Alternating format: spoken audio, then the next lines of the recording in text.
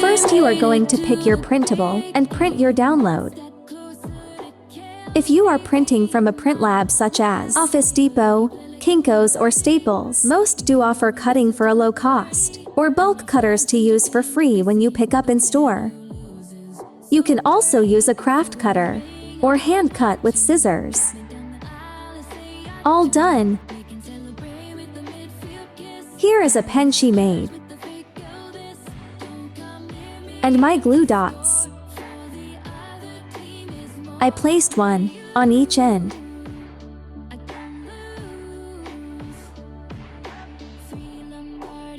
Then carefully placed it on.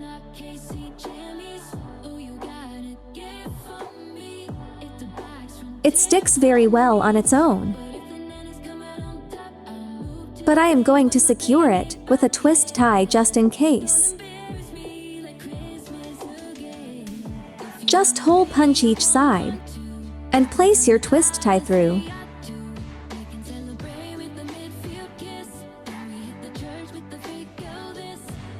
All done.